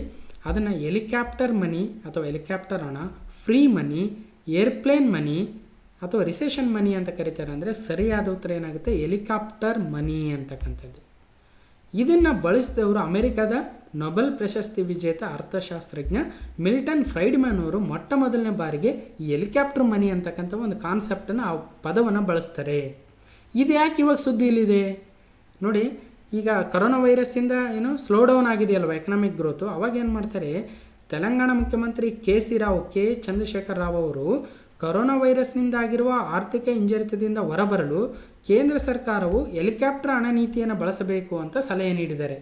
ಹಾಗಾದರೆ ಏನಾಗುತ್ತೆ, ಈ ಹೆಲಿಕಾಪ್ಟರ್ ಹಣದಿಂದ ಏನಾಗುತ್ತೆ, ಈ ದೊಡ್ಡ ಮೊತ್ತವನ್ನು ಮುದ್ರಿಸಿ ಸಾರ್ವಜನಿಕರಿಗೆ ಜಾಸ್ತಿ ಹಣವನ್ನು ಕೊಟ್ಟಾಗ ಅವರು ಜಾಸ್ತಿ ಹಣವನ್ನು ಬಳಸ್ಕೊಂಡು ಖರ್ಚು ಮಾಡ್ತಾರೆ. ಆವಾಗ ನಮ್ಮ ಆರ್ಥಿಕ ಹಿಂಜರಿತದಿಂದ ನಾವು ಪಾರಾಗ್ಬೋದು ಅಂತಕ್ಕಂಥದ್ದು ಈ ಹೆಲಿಕಾಪ್ಟರ್ ಹಣ ನೀತಿಯಲ್ಲಿ ಬರುತ್ತೆ. ಅದಕ್ಕೋಸ್ಕರ ಹೆಲಿಕಾಪ್ಟರ್ ಮನಿ ಅಂತಕ್ಕಂಥದ್ದು ಇವತ್ತು ಸುದ್ದಿಯಲ್ಲಿದೆ. ಇದನ್ನು ಯಾರಾದರೂ ದೇಶ ಬಳಸಿತ್ತು ಅನ್ನೋದಾದರೆ 2016ರಲ್ಲಿ ಜಪಾನ್ ಈ ಹೆಲಿಕಾಪ್ಟರ್ ಹಣವನ್ನು ಬಳಸಿತ್ತು ಮತ್ತು ಅದು ಆರ್ಥಿಕ ಹಿಂಜರಿತದಿಂದ ಹೊರಗೆ ಬಂದಿತ್ತು ಅಂತಕ್ಕಂಥದ್ದು ಇಲ್ಲಿದೆ ನೋಡಿ. ಇವರು KCR ಅವರು ಈ ಒಂದು ಕಾನ್ಸೆಪ್ಟನ್ನು ಹೇಳಿದ್ದಾರೆ, ಕೇಂದ್ರ ಸರ್ಕಾರಕ್ಕೆ ಸಲಹೆಯನ್ನು ನೀಡಿದ್ದಾರೆ. ಮತ್ತು ಇದ್ರ ಮೇಲೆ ನಮ್ಮ TV ಚಾನಲ್ಗಳಲ್ಲಿ ಹಲವಾರು ನ್ಯೂಸ್ ಬಂದಿತ್ತು, ಅದು ಏನಾಗಿದೆ, ಅದಕ್ಕೆ ನೋಟಿಸ್ ಬಂದಿತ್ತು, ಅದನ್ನು ತಪ್ಪಾಗಿ ಅರ್ಥೈಸ್ಕೊಂಡಿದ್ರು ಅಂತಕ್ಕಂಥದ್ದು ನಮಗೆಲ್ಲ ಗೊತ್ತಾಗಬೇಕು. ಯಾಕಂದರೆ ನಾವು ಕಾಂಪಿಟೇಟಿವ್ ಎಕ್ಸಾಮ್ಸ್ಗೆ ಪ್ರಿಪೇರ್ ಆಗ್ತಕ್ಕಂಥವ್ರಿಗೆ ಇವೆಲ್ಲ ಘಟನೆಗಳು ನಮಗೆ ಗೊತ್ತಾಗಬೇಕು. ಏನಾಗ್ತಾಯಿದೆ, ಇದು ಅಂದ್ರೇನು, ಇದ್ರ ಬಗ್ಗೆ ಏನು ತಪ್ಪಾಗಿ ಒಂದು ಏನು TVಗಳಲ್ಲಿ ಬಂದಿತ್ತು ಅಂತಕ್ಕಂಥದ್ದು ಸಹಿತ ಇಂಪಾರ್ಟೆಂಟ್ ಆಗುತ್ತೆ. As a competitive exam prepare ಆಗ್ತಕ್ಕಂಥವ್ರು ಇವನ್ನೆಲ್ಲ ನಾವು ಗಮನಿಸ್ತಾ ಇರಬೇಕಾಗುತ್ತೆ. ಓಕೆ, ಇನ್ನು 13ನೇ question, which Indian sports person has been named as one of the ambassadors of the badminton world federation for its I am badminton campaign. ಅಂದರೆ ನಾನು ಬ್ಯಾಡ್ಮಿಂಟನ್ ಅಂತಕ್ಕಂಥ ಒಂದು ಅಭಿಯಾನವನ್ನು ಬ್ಯಾಡ್ಮಿಂಟನ್ ವಿಶ್ವ ಒಕ್ಕೂಟ ಸ್ಟಾರ್ಟ್ ಮಾಡಿದೆ. ಅದರ ರಾಯಭಾರಿಗಳಲ್ಲಿ ಭಾರತದವರೊಬ್ಬರು ಕ್ರೀಡಾಪಟುಗಳಿದ್ದಾರೆ, ಯಾರು ಅಂತ ಕೇಳಿದ್ದಾರೆ. P Kashyap, P V Sindhu, Srikanth Kidambi, Sai Praneeth ಅಂತ. ಸೊ ಹಾಗಾದರೆ ಸರಿಯಾದ ಉತ್ತರ ಪಿ ವಿ ಸಿಂಧು ಅವರು. ಇವರು ವಿಶ್ವ ಚಾಂಪಿಯನ್ ಆಗಿರ್ತಕ್ಕಂಥ ಮೊದಲ ಭಾರತೀಯ ಮಹಿಳೆಯಾಗಿದ್ದಾರೆ ಮತ್ತು ಇವರು ರಾಜೀವ್ ಗಾಂಧಿ ಖೇಲ್ ರತ್ನ ಪ್ರಶಸ್ತಿಯನ್ನು ಪಡೆದಿದ್ದಾರೆ ಹಾಗೂ 2020ರಲ್ಲಿ ಪದ್ಮಭೂಷಣ ಪ್ರಶಸ್ತಿಯನ್ನು ಸಹಿತ ಪಡೆದುಕೊಂಡಿದ್ದಾರೆ. ಸೊ ಇದು ಇಂಪಾರ್ಟೆಂಟ್ ಆಗುತ್ತೆ, ಯಾಕಂದರೆ 2020ರಲ್ಲಿ ಪದ್ಮಭೂಷಣ ಪಡೆದಿದ್ದಾರೆ. ಆಮೇಲೆ ಇವ್ರದ್ದು ಇನ್ನೊಂದು ವಿಶೇಷತೆ ಏನಂದರೆ 2016ರಲ್ಲಿ ನಡೆದಿರ್ತಕ್ಕಂಥ ರಿಯೋ ಒಲಿಂಪಿಕ್ಸ್, ಬ್ರೆಜಿಲ್ನ ರಿಯೋ ಒಲಿಂಪಿಕ್ಸ್ನಲ್ಲಿ ಬ್ಯಾಡ್ಮಿಂಟನ್ ವಿಭಾಗದಲ್ಲಿ ಬೆಳ್ಳಿ ಪದಕವನ್ನು ಗೆದ್ದಿದ್ರು, ಅದು ಸಹಿತ ಇಂಪಾರ್ಟೆಂಟ್ ಆಗುತ್ತೆ. ಸೊ ಇವರೇ ಪಿ ವಿ ಸಿಂಧು ಅವರು. ನೆಕ್ಸ್ಟು, ಕೊರೋನಾ ವೈರಸ್ನಿಂದಾಗಿ ಅಂತಾರಾಷ್ಟ್ರೀಯ ಒಲಿಂಪಿಕ್ ಸಮಿತಿಯು ಇತ್ತೀಚೆಗೆ ಒಲಿಂಪಿಕ್ಸ್ 2020ಅನ್ನು 2021ಕ್ಕೆ ಮುಂದೂಡಿದೆ, ನಮಗೆಲ್ಲ ಗೊತ್ತಿದೆ. ಹಾಗಾದರೆ ಅಂತಾರಾಷ್ಟ್ರೀಯ ಒಲಿಂಪಿಕ್ಸ್ ಸಮಿತಿ ಏನಿದೆಯೋ ಅದರ ಕೇಂದ್ರ ಕಚೇರಿ ಯಾವ ದೇಶದಲ್ಲಿದೆ ಅಂತ. Greece, France, Switzerland, America. ಅಂದರೆ ಸರಿಯಾದ ಉತ್ತರ ಸ್ವಿಟ್ಜರ್ಲ್ಯಾಂಡ್ ಆಗುತ್ತೆ. ಇಲ್ಲಿ IOC ಇಂಟರ್ನ್ಯಾಷನಲ್ ಒಲಿಂಪಿಕ್ಸ್ ಕಮಿಟಿ ಅಥವಾ ಅಂತಾರಾಷ್ಟ್ರೀಯ ಒಲಿಂಪಿಕ್ ಸಮಿತಿಯ ಕೇಂದ್ರ ಕಚೇರಿ ಇದೆ. ಹಾಗಾದರೆ ಆಧುನಿಕ ಒಲಿಂಪಿಕ್ಸ್ನ ಪಿತಾಮಹ ಅಂತ ಪಿಯರ್ ಡಿ ಕ್ಯೂಬರ್ಟನ್ ಅವ್ರನ್ನ ಕರಿತೀವಿ. 23 ಜೂನ್ 1894ರಂದು IOCನ ಸ್ಥಾಪನೆಯನ್ನು ಮಾಡ್ತಾರೆ. ಈಗಿನ ಅಧ್ಯಕ್ಷರು ಯಾರಂತ ಕೇಳ್ಬೋದು. ಅಂತಾರಾಷ್ಟ್ರೀಯ ಒಲಿಂಪಿಕ್ ಸಮಿತಿಯ ಈಗಿನ ಅಧ್ಯಕ್ಷರು ಥಾಮಸ್ ಬ್ಯಾಕ್ ಅವರು. ಹಾಗಾದರೆ ಇನ್ನೂ ಒಂದು ಇಂಪಾರ್ಟೆಂಟು, 2020ರ ಒಲಿಂಪಿಕ್ಸ್ ಎಲ್ಲಿ ನಡೆಸ್ಬೇಕಂತಿದ್ದಾರೆ ಅಂದರೆ ಜಪಾನಿನ ಟೋಕಿಯೋದಲ್ಲಿ ನಡೆಸ್ಬೇಕಂತಿದ್ದಾರೆ. ಆದರೆ ಇದಿನ್ನೂ ನಡೆಯುತ್ತೋ ಇಲ್ಲ ಅಂತಕ್ಕಂಥದ್ದು ಭಾಳ ಒಂದು ಡೌಟಲ್ಲಿದೆ ಅಂತಕ್ಕಂಥದ್ದು, ಬಿಕಾಸ್ ಆಫ್ ಕೊರೋನಾ ವೈರಸ್. ಇನ್ನು 15ನೇ ಕ್ವಶನು, ಇತ್ತೀಚೆಗೆ ಪ್ರಧಾನಮಂತ್ರಿ ನರೇಂದ್ರ ಮೋದಿಯವರು ತಮ್ಮ ಭಾಷಣದಲ್ಲಿ ಕೋವಿಡ್-19 ವಿರುದ್ಧ ಹೋರಾಡಲು ಸಹಾಯಕವಾಗುವ ಆರೋಗ್ಯ ಸೇತು ಅಪ್ಲಿಕೇಶನನ್ನು ಇನ್ಸ್ಟಾಲ್ ಮಾಡಿಕೊಳ್ಳಲು ಕರೆ ನೀಡಿದರು. ಈ ಅಪ್ಲಿಕೇಶನನ್ನು ಅಭಿವೃದ್ಧಿಪಡಿಸಿದ ಸಂಸ್ಥೆ ಯಾವುದು? ನಾನು ಹಿಂದೆನೇ ಹೇಳಿದ್ದೆ, 2ನೇ ಕ್ವಶನಲ್ಲಿ ಡಿಸ್ಕಸ್ ಮಾಡಬೇಕಾದ್ರೆ ಆರೋಗ್ಯ ಸೇತು ಅಂತಕ್ಕಂಥದ್ದು ಸೆಂಟ್ರಲ್ ಗೌರ್ಮೆಂಟು ಡೆವಲಪ್ ಮಾಡಿರ್ತಕ್ಕಂಥ ಒಂದು ಅಪ್ಲಿಕೇಶನ್ ಅಂತ. ಮೋದಿಯವರು ಸಹಿತ ತಮ್ಮ ಭಾಷಣಗಳಲ್ಲಿ ಇದನ್ನು ಇನ್ಸ್ಟಾಲ್ ಮಾಡ್ಕೊಳ್ಳಿ ಅಂತ ಹೇಳಿದರು. ನಾವೆಲ್ಲ ಭಾಳಷ್ಟು ನಮ್ಮ ಭಾರತೀಯರು ಇನ್ಸ್ಟಾಲ್ ಮಾಡ್ಕೊಂಡಿದ್ವಿ. ಸೊ ಹಾಗಾದರೆ ಇದನ್ನು ಡೆವಲಪ್ ಮಾಡಿರ್ತಕ್ಕಂಥ ಅಭಿವೃದ್ಧಿಪಡಿಸಿರ್ತಕ್ಕಂಥ ಸಂಸ್ಥೆ ಯಾವುದು ಅಂತ ಕೇಳ್ತಾರೆ. ಈ ಥರದ್ದು ಕ್ವಶನ್ ಭಾಳ ಇಂಪಾರ್ಟೆಂಟ್ ಆಗುತ್ತೆ. Infosys, IISc Bangalore, Microsoft, national informatics centre, NIC ಅಂತ ಕೇಳಿದರೆ ಸರಿಯಾದ ಉತ್ತರ NIC ಆಗುತ್ತೆ. ನ್ಯಾಷನಲ್ ಇನ್ಫಾರ್ಮೆಟಿಕ್ಸ್ ಸೆಂಟರ್ ಅಂತಕ್ಕಂಥದ್ದು ಇದು ಸರ್ಕಾರದ ಒಂದು ಸಂಸ್ಥೆಯಾಗಿದೆ. ಇದು ಈ ಆರೋಗ್ಯ ಸೇತುನ ಡೆವಲಪ್ ಮಾಡಿದೆ. ಸೊ ನಾವೆಲ್ಲ ಇನ್ಸ್ಟಾಲ್ ಮಾಡ್ಕೊಂಡಿದ್ದೀವಿ, ನಿಮಗೆಲ್ಲ ಗೊತ್ತಿದೆ. ಇದು ಬ್ಲೂಟೂತನ್ನು ಬಳಸುತ್ತೆ ಮತ್ತು ಲೊಕೇಶನ್ ಡೇಟಾನ ಕ್ಯಾಪ್ಚರ್ ಮಾಡಿ ಯಾರು ಒಂದು ಕೊರೋನಾ ವೈರಸ್ಸಿಂದ ಪಾಸಿಟಿವ್ ಆಗಿದ್ದಾರೋ ಅವರೇನಾದರೂ ನಮ್ಮ ಸಮೀಪ ಬಂದಾಗ ಕೆಲವೊಂದು ಇನ್ಸ್ಟ್ರಕ್ಷನ್ನು ಅಥವಾ ಒಂದು ಅಲಾರಾಮ್ ಕೊಡ್ತಕ್ಕಂಥ ಒಂದು ಆ್ಯಪ್ ಆಗಿದೆ, ಅದು ಆರೋಗ್ಯ ಸೇತು. ಓಕೆ, ಇಲ್ಲಿದೆ ನೋಡಿ, Aarogya Setu, a collective initiative to fight against COVID-19 in India ಅಂತಕ್ಕಂಥದ್ದು. ಓಕೆ, ಇನ್ನು 16ನೇ ಕ್ವಶನು, ಭಾರತದಲ್ಲಿನ ಕೊರೋನಾದಿಂದಾಗಿ ಆನ್ಲೈನ್ ತರಗತಿಗಳು ಮತ್ತು ಆನ್ಲೈನ್ ಮೀಟಿಂಗ್ಗಳನ್ನು ಈ ಕೆಳಗಿನ ಅಪ್ಲಿಕೇಶನ್ ಬಳಸಿ ನಡೆಸಲಾಗುತ್ತಿತ್ತು. ನೋಡಿ, ಈಗೆಲ್ಲ ಶಾಲಾ ಕಾಲೇಜುಗಳು ಕ್ಲೋಸ್ ಆಗಿದ್ದಾವೆ. ಸೊ ಹಾಗಾಗಿ ಏನಾಗಿತ್ತು, ಆನ್ಲೈನ್ ತರಗತಿಗಳನ್ನು ಮತ್ತು ಆನ್ಲೈನ್ ಮೀಟಿಂಗ್ಗಳನ್ನ ಒಂದು ಅಪ್ಲಿಕೇಶನ್ ಬಳಸಿ ನಡೆಸಲಾಗ್ತಾ ಇತ್ತು. ಆದರೆ ಕೇಂದ್ರ ಗೃಹ ಇಲಾಖೆಯು ಅದು ಸೈಬರ್ ಅಪರಾಧಕ್ಕೆ ಗುರಿಯಾಗಬಹುದು ಎಂಬ ಉದ್ದೇಶಕ್ಕೆ ಈ ಅಪ್ಲಿಕೇಶನ್ ಬಳಕೆಯನ್ನು ತಡೆ ಹಿಡಿಯಲಾಗಿದೆ. ಹಾಗಾದರೆ ಯಾವ ಅಪ್ಲಿಕೇಶನ್ನು ಅಂತ ನೋಡಿ, ಸ್ಕೈಪ್, ಮೀಟ್, ಡಿಯೋ ಮತ್ತು ಜೂಮ್ ಅಂತಕ್ಕಂಥ ಒಂದು ಅಪ್ಲಿಕೇಶನ್ ಕೊಟ್ಟಿದ್ದಾರೆ. ಸರಿಯಾದ ಉತ್ತರ ಜೂಮ್ ಆಗುತ್ತೆ. ನಿಮಗೆಲ್ಲ ಗೊತ್ತಿರ್ಬೋದು, ನಾನು ಸಹಿತ ಈ ಜೂಮ್ ಆ್ಯಪನ್ನೇ ಯೂಸ್ ಮಾಡಿಕೊಂಡು ಆನ್ಲೈನ್ ತರಗತಿಯನ್ನು ಮಾಡಿದ್ದೆ ನಮ್ಮ ಸ್ಟೂಡೆಂಟ್ಸ್ಗೆ. ಭಾಳಷ್ಟು ಸಬ್ಜೆಕ್ಟ್ ಟೀಚ್ ಮಾಡಿದ್ವಿ, ಒಂದು 2-3 ಕ್ಲಾಸ್ ತೊಗೊಂಡ್ವಿ. ಬಟ್ ಅಷ್ಟೊತ್ತಿಗೆ ಕೇಂದ್ರ ಗೃಹ ಇಲಾಖೆ ಒಂದು ಇನ್ಫಾರ್ಮೇಷನ್ ಕೊಡ್ತು, ಇಲ್ಲ ಅದು ಸೈಬರ್ ಅಪರಾಧಕ್ಕೆ ಒಂದು ಗುರಿ ಆಗ್ಬೋದು, ಅದಕ್ಕೋಸ್ಕರ ಏನು ಮಾಡಿ ಅದನ್ನು ಬಳಸಬಾಡ್ರಿ ಅಂತ ಹೇಳಿದ್ರು. ಸೊ ನಾವು ಸಹಿತ ಇವಾಗ ಬಳಸ್ತಾ ಇಲ್ಲ. ಅಂಥ ಆ್ಯಪ್ ಯಾವುದು ಅಂದರೆ ಜೂಮ್ ಆ್ಯಪ್ ಅದು. ಓಕೆ, ಅದು ಸಹಿತ ಇಂಪಾರ್ಟೆಂಟ್ ಆಗುತ್ತೆ. ಇಲ್ಲಿ ನೋಡಿ, ಜೂಮ್ ಕ್ಲೌಡ್ ಮೀಟಿಂಗ್ಸ್ ಅಂತ, ಇದರಿಂದ ಮೀಟಿಂಗ್ಸು ಮಾಡ್ಬೋದಾಗಿತ್ತು ಮತ್ತು ಕ್ಲಾಸ್ಗಳನ್ನೂ ಆನ್ಲೈನ್ ಕ್ಲಾಸು ತೊಗೋಬೋದಾಗಿತ್ತು. ಓಕೆ, ಇನ್ನು 17ನೇ ಕ್ವಶನು, ಕೊರೋನಾ ವೈರಸ್ ವಿಶ್ವದಾದ್ಯಂತ ಹರಡಿರುವ ಈ ಸಂದರ್ಭದಲ್ಲಿ ಭಾರತದಲ್ಲಿ ಉತ್ಪಾದನೆಯಾಗುವ ಈ ಔಷಧಿಗೆ ಭಾರೀ ಬೇಡಿಕೆ ಬಂದಿದೆ. ನೋಡಿ, ಕೊರೋನಾ ವೈರಸ್ ಮೇಲೆ ಭಾಳಷ್ಟು ಕ್ವಶನ್ಸ್ ಬಂದಿದ್ದಾವೆ. ಯಾಕಂದರೆ ಈ ಒಂದು ತಿಂಗಳಲ್ಲಿ ಏಪ್ರಿಲ್ ತಿಂಗಳಲ್ಲಿ ಫುಲ್ ಲಾಕ್ಡೌನ್ ಇರೋದ್ರಿಂದ ಭಾಳಷ್ಟು ಘಟನೆಗಳು ಆಗಿಲ್ಲ. ಆದ್ದರಿಂದ ಕೊರೋನಾ ವೈರಸ್ ಮೇಲೇ ಸುಮಾರು ಕ್ವಶನ್ನು ಮತ್ತು ಅದಕ್ಕೆ ರಿಲೇಟೆಡ್ ಆಗಿರ್ತಕ್ಕಂಥ ಕ್ವಶನ್ನೇ ಇಲ್ಲಿ ಫ್ರೇಮ್ ಆಗ್ತಾ ಇದ್ದೇವೆ ಅಂತಕ್ಕಂಥದ್ದು. ಓಕೆ, ಸೊ ಈ 17ನೇ ಕ್ವಶನಲ್ಲೂ ಸಹಿತನು ಭಾರತದಲ್ಲಿ ಉತ್ಪಾದನೆಯಾಗುವ ಒಂದು ಔಷಧಿಗೆ ಭಾರಿ ಬೇಡಿಕೆ ಬಂದಿದೆ. ಅಮೆರಿಕ ಅಧ್ಯಕ್ಷರು ಸಹಿತ ಈ ಔಷಧಿಯನ್ನು ತಮ್ಮ ದೇಶಕ್ಕೆ ಹೆಚ್ಚಿನ ಪ್ರಮಾಣದಲ್ಲಿ ರಫ್ತು ಮಾಡಲು ಕೋರಿದ್ದರು. ಹಾಗಾದರೆ ಈ ಕೆಳಗಿನವುಗಳಲ್ಲಿ ಯಾವ ಔಷಧಿ ಅದು ಅಂದರೆ ಹೈಡ್ರಾಕ್ಸಿ ಕ್ಲೋರೋಕ್ವಿನ್, ಫವಿಲವೇರ್, ಪ್ಯಾರಾಸಿಟಮಾಲ್, ಫ್ಯುಸೆಜನಿಕ್ ಅಂತಕ್ಕಂಥ 4 ಔಷಧಿಗಳನ್ನು ಕೊಟ್ಟಿದ್ದಾರೆ. ಸರಿಯಾದ ಉತ್ತರ ಯಾವುದಾಗುತ್ತೆ ಅಂದರೆ ಹೈಡ್ರಾಕ್ಸಿ ಕ್ಲೋರೋಕ್ವಿನ್ ಅಂತಕ್ಕಂಥ ಔಷಧಿ ಆಗುತ್ತೆ. ಇದನ್ನು ನಮಗೂ ರಫ್ತು ಮಾಡಿ ಅಂತ ಅಮೆರಿಕ ಅಧ್ಯಕ್ಷರು ಸಹಿತ ಭಾರತವನ್ನು ಕೋರಿದ್ರು ಅಂತಕ್ಕಂಥದ್ದು. ಆದ್ದರಿಂದ ಇದು ಭಾಳ ಸುದ್ದಿಯಲ್ಲಿದೆ. ಹೈಡ್ರಾಕ್ಸಿ ಕ್ಲೋರೋಕ್ವಿನ್ ಇಲ್ಲಿದೆ ನೋಡಿ, ಇದೇ ಟ್ಯಾಬ್ಲೆಟ್ಸ್ ಹೈಡ್ರಾಕ್ಸಿ ಕ್ಲೋರೋಕ್ವಿನ್ ಅಂತಕ್ಕಂಥದ್ದು. ಸೊ 18ನೇ ಕ್ವಶನ್ನು, ಪ್ರತಿ ವರ್ಷ ಯಾವ ದಿನವನ್ನು ರಾಷ್ಟ್ರೀಯ ಪಂಚಾಯತ್ ದಿನವನ್ನಾಗಿ ಆಚರಿಸಲಾಗುತ್ತಿದೆ? ಜನವರಿ 23, ಜನವರಿ 24, ಜನವರಿ 25, ಜನವರಿ 26 ಅಂತ ಕನ್ಫ್ಯೂಸಿಂಗ್ ಆಗಿ 4 ಡೈರೆಕ್ಟಾಗಿ ಕೊಟ್ಬಿಟ್ಟಿದ್ದಾರೆ. ಸರಿಯಾದ ಉತ್ತರ ಜನವರಿ 24 ಆಗುತ್ತೆ. ಇಲ್ಲಿ ನೋಡಿ, ಯಾಕೆ ಈ ದಿನವನ್ನು ರಾಷ್ಟ್ರೀಯ ಪಂಚಾಯತ್ ದಿನವನ್ನಾಗಿ ಆಚರಿಸ್ತೀವಿ ಅಂದರೆ ಭಾರತದಲ್ಲಿ 1993 ಏಪ್ರಿಲ್ 24ರಂದು ಪಂಚಾಯತ್ ರಾಜ್ ವ್ಯವಸ್ಥೆ ಜಾರಿಗೆ ಬರುತ್ತೆ. ಸೊ ಯಾಕಂದ್ರೆ ನೋಡಿ 1992 73ನೇ ಸಂವಿಧಾನದ ತಿದ್ದುಪಡಿ ಪ್ರಕಾರ ನಮ್ಮ ಭಾರತದಲ್ಲಿ ನಾವು ಪಂಚಾಯತ್ ರಾಜ್ ವ್ಯವಸ್ಥೆಯನ್ನು ಅಳವಡಿಸ್ಕೊಂಡ್ವಿ. ಅದಕ್ಕೋಸ್ಕರ ಭಾಗ 9ನ್ನು ಆ್ಯಡ್ ಮಾಡಿದ್ವಿ ಮತ್ತು ಆರ್ಟಿಕಲ್ 243ರಿಂದ 243ವರೆಗೂ ಆರ್ಟಿಕಲ್ಸ್ ಬರ್ತವೆ ಪಂಚಾಯತ್ ರಾಜ್ ವ್ಯವಸ್ಥೆಗೆ ಸಂಬಂಧಪಟ್ಟಂತೆ. ಇದು ಜಾರಿಗೆ ಬಂದಿದ್ದು 1993 ಏಪ್ರಿಲ್ 24ರಂದು. ಅದಕ್ಕೋಸ್ಕರ ಪ್ರತಿ ವರ್ಷ ಏಪ್ರಿಲ್ 24ನ ನಾವು ರಾಷ್ಟ್ರೀಯ ಪಂಚಾಯತ್ ದಿನವನ್ನಾಗಿ ಆಚರಣೆಯನ್ನು ಮಾಡ್ತಾಯಿದ್ದೀವಿ. ಸೊ ಇಲ್ಲಿ ನೋಡಿ, 1957ರಲ್ಲಿ ಬಲವಂತರಾಯ್ ಮೆಹ್ತಾ ಸಮಿತಿಯು ಇದನ್ನು ಶಿಫಾರಸು ಮಾಡಿತ್ತು. ಯಾವುದನ್ನು? ಭಾರತದಲ್ಲಿ ಪಂಚಾಯತ್ ರಾಜ್ ವ್ಯವಸ್ಥೆಯನ್ನು ತರೋದಕ್ಕೆ. ಅದಕ್ಕೋಸ್ಕರ ಬಲವಂತರಾಯ್ ಮೆಹ್ತಾರನ್ನು ನಾವು ಪಂಚಾಯತ್ ರಾಜ್ ವ್ಯವಸ್ಥೆಯ ಪಿತಾಮಹ ಅಂತ ಕರಿತೀವಿ. ಹಾಗಾದರೆ ಇವರು ಒಂದು ಪಂಚಾಯತ್ ರಾಜ್ ವ್ಯವಸ್ಥೆಯ ಒಂದು ಶಿಫಾರಸ್ಸಿನಲ್ಲಿ ಒಟ್ಟು 3 ವ್ಯವಸ್ಥೆ ಇತ್ತು. ಒಂದು ಗ್ರಾಮ ಮಟ್ಟದಲ್ಲಿ ಗ್ರಾಮ ಪಂಚಾಯತ್, ಬ್ಲಾಕ್ ಮಟ್ಟದಲ್ಲಿ ಪಂಚಾಯತ್ ಸಮಿತಿ ಮತ್ತು ಜಿಲ್ಲಾ ಮಟ್ಟದಲ್ಲಿ ಜಿಲ್ಲಾ ಪರಿಷತ್ತುಗಳಂತ 3 ಶ್ರೇಣಿ ವ್ಯವಸ್ಥೆಯ ಒಂದು ಪಂಚಾಯತ್ ರಾಜ್ ವ್ಯವಸ್ಥೆಯನ್ನು ತರಬೇಕು ಅಂತ ಬಲವಂತರಾಯ್ ಮೆಹ್ತಾರವರು 1957ರಲ್ಲಿ ಸಲಹೆಯನ್ನು ನೀಡಿದರು. ಅದರ ಪ್ರಕಾರ 1959 ಅಕ್ಟೋಬರ್ 2ರಂದು ರಾಜಸ್ಥಾನವು ಮೊಟ್ಟ ಮೊದಲ ಬಾರಿಗೆ ಈ ಒಂದು ವ್ಯವಸ್ಥೆಯನ್ನು ಅಳವಡಿಸ್ಕೊಳ್ಳುತ್ತೆ. ಅದಕ್ಕೋಸ್ಕರ ಭಾರತದಲ್ಲಿ ಪಂಚಾಯತ್ ರಾಜ್ ವ್ಯವಸ್ಥೆಯನ್ನು ಅಳವಡಿಸ್ಕೊಂಡಿರ್ತಕ್ಕಂಥ ಮೊಟ್ಟ ಮೊದಲ ರಾಜ್ಯ ಯಾವುದು ಅಂದರೆ ಅದು ರಾಜಸ್ಥಾನ ಆಗುತ್ತೆ. ಅದಾದಮೇಲೆ ಹಲವಾರು ಕಮಿಟಿಗಳು ಬರ್ತವೆ. ಅದರಲ್ಲಿ ಪ್ರಮುಖವಾಗಿರ್ತಕ್ಕಂಥವು Ashok Mehta committee, GVK Rao committee, LM Singhvi committee, ಹೀಗೆ ಹಲವಾರು ಕಮಿಟಿಗಳು ಬರ್ತವೆ. ಇದು ಸಹಿತ ಭಾಳ ಇಂಪಾರ್ಟೆಂಟ್ ಆಗುತ್ತೆ. ನೀವು ಹೋಗಿ ಡೀಪ್ ಆಗಿ ಇದ್ರ ಬಗ್ಗೆ ಒಂದು ಅಂಡರ್ಸ್ಟ್ಯಾಂಡಿಂಗ್ ಮಾಡ್ಕೋಬೋದು.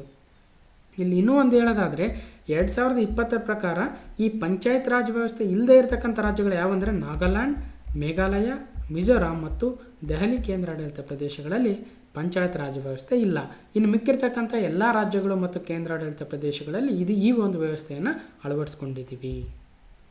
ಇನ್ನು 19ನೇ ಕ್ವಶನು, ಕೆಳಗಿನ ಯಾವ ಮ್ಯೂಚುವಲ್ ಫಂಡ್ ಕಂಪನಿಯು ತನ್ನ 6 ಮ್ಯೂಚುವಲ್ ಫಂಡ್ ಸ್ಕೀಮ್ಗಳ ವ್ಯವಹಾರವನ್ನು ಇದ್ದಕ್ಕಿದ್ದಂತೆ ಸ್ಥಗಿತಗೊಳಿಸಿದೆ ಈ ಏಪ್ರಿಲಲ್ಲಿ? 2020 ಏಪ್ರಿಲ್, ಕಳೆದ ಒಂದು 4-5 ದಿವಸಗಳ ಹಿಂದೆ ಈ ಒಂದು ಇನ್ಸಿಡೆಂಟ್ ಆಗಿರ್ತಕ್ಕಂಥದ್ದು. ಒಂದು ಕಂಪನಿ ಏನು ಮಾಡ್ತೀವಿ, ಮ್ಯೂಚುವಲ್ ಫಂಡ್ ಕಂಪನಿ ತನ್ನ ಮ್ಯೂಚುವಲ್ ಫಂಡ್ ಸ್ಕೀಮ್ಸ್ ಇರ್ತಾವಲ್ವ, ಅದರಲ್ಲಿ 6 ಸ್ಕೀಮ್ಗಳನ್ನು ಇದ್ದಕ್ಕಿದ್ದಂತೆ ಸ್ಥಗಿತ ಮಾಡಿಬಿಟ್ಟಿದೆ. ಯಾವ ಕಂಪನಿ ಹಾಗಾದರೆ? Aditya Birla sun life AMC ಲಿಮಿಟೆಡಾ, ಅಥವಾ HDFC ಅಸೆಟ್ ಮ್ಯಾನೇಜ್ಮೆಂಟ್ ಕಂಪ್ನಿ ಲಿಮಿಟೆಡಾ, ಫ್ರಾಂಕ್ಲಿನ್ ಟೆಂಪಲ್ಟನ್ ಅಂತಕ್ಕಂಥ ಕಂಪನಿಯ, ಅಥವಾ ICICI Prudential asset management company limited ಅಂತ ಕೇಳಿದರೆ ಸರಿಯಾದ ಉತ್ತರ ಫ್ರಾಂಕ್ಲಿನ್ ಟೆಂಪಲ್ಟನ್ ಅಂತಕ್ಕಂಥ ಮ್ಯೂಚುವಲ್ ಫಂಡ್ ಕಂಪನಿ ತನ್ನ 6 ಮ್ಯೂಚುವಲ್ ಫಂಡ್ ಸ್ಕೀಮ್ಗಳನ್ನು ಇದ್ದಕ್ಕಿದ್ದಂತೆ ಸ್ಟಾಪ್ ಮಾಡಿದೆ. ಓಕೆ, ಯಾಕೆ ಸ್ಟಾಪ್ ಮಾಡಿದೆ ಏನು ಅಂತಕ್ಕಂಥದ್ದು ಸ್ವಲ್ಪ ಇಂಪಾರ್ಟೆಂಟ್ ಆಗುತ್ತೆ. ಇಲ್ಲಿ ಬ್ರೀಫಾಗಿ ಹೇಳ್ತೀನಿ ನೋಡಿ. ನಾವೇನು ಮಾಡ್ತೀವಿ ಅಂದರೆ ನಮ್ಮಲ್ಲಿ ಇರ್ತಕ್ಕಂಥ ಹಣವನ್ನು ಒಂದು ಬ್ಯಾಂಕಲ್ಲಿ ಫಿಕ್ಸೆಡ್ ಡೆಪಾಸಿಟ್ ಮಾಡ್ಬೋದು, FD ಮಾಡ್ಬೋದು. ಇನ್ನೊಂದು ಮ್ಯೂಚುವಲ್ ಫಂಡ್ಗಳಿಗೆ ಕಳಿಸ್ಬೋದು. ಮ್ಯೂಚುವಲ್ ಫಂಡಲ್ಲಿ ಇನ್ವೆಸ್ಟ್ ಮಾಡಿದರೆ ಏನಾಗುತ್ತೆ, ಅವರು 2 ಇನ್ಸ್ಟ್ರೂಮೆಂಟ್ಸ್ ಇದೆ. ಅಲ್ಲಿ ಒಂದು ಡೆಬ್ಟ್ ಫಂಡ್ ಅಂತ DEBT ಡೆಬ್ಟ್ ಫಂಡ್, ಮತ್ತು ಇನ್ನೊಂದು ಈಕ್ವಿಟಿ ಫಂಡ್ ಅಂತ. ಆ ಡೆಬ್ಟ್ ಫಂಡ್ ಅಂದರೆ ಆ ಮ್ಯೂಚುವಲ್ ಫಂಡ್ ಅವರು ನಾವು ಇನ್ವೆಸ್ಟ್ ಮಾಡಿರ್ತಕ್ಕಂಥ ಮನಿಯನ್ನು ಗೌರ್ಮೆಂಟ್ ಸೆಕ್ಯೂರಿಟೀಸಲ್ಲಿ, ಬಾಂಡ್ಸಲ್ಲಿ ಇನ್ವೆಸ್ಟ್ ಮಾಡ್ತಾರೆ. ಅದರಿಂದ ನಮಗೆ FDಗಿಂತಲೂ ಫಿಕ್ಸೆಡ್ ಡೆಪಾಸಿಟ್ಗಿಂತಲೂ ಒಂದು ಹೆಚ್ಚಿನ ಹಣವನ್ನು ಬಡ್ಡಿ ದರವನ್ನಾಗಿ ಕೊಡ್ತಾರೆ. ಅದು ಡೆಬ್ಟ್ ಫಂಡ್ ಆಗುತ್ತೆ. ಇನ್ನೊಂದು ಈಕ್ವಿಟಿ ಫಂಡ್ ಅಂದರೆ ಶೇರ್ ಮಾರ್ಕೆಟಲ್ಲಿ ಇನ್ವೆಸ್ಟ್ ಮಾಡ್ತಾರೆ. ಹಾಗಾದರೆ ಅದಕ್ಕೋಸ್ಕರ ನೋಡಿ, ಈ ಫ್ರಾಂಕ್ಲಿನ್ ಟೆಂಪಲ್ಟನ್ ಅವರು ಒಟ್ಟು 6 ಮ್ಯೂಚುವಲ್ ಫಂಡ್ಗಳೇನಿದಾವೆ ಅವೆಲ್ಲ DBT ಡೆಬ್ಟ್ ಫಂಡ್ ಅಂತ ಕರಿತೀವಿ, ಅವುಗಳನ್ನು ಸ್ಟಾಪ್ ಮಾಡಿದ್ದಾರೆ.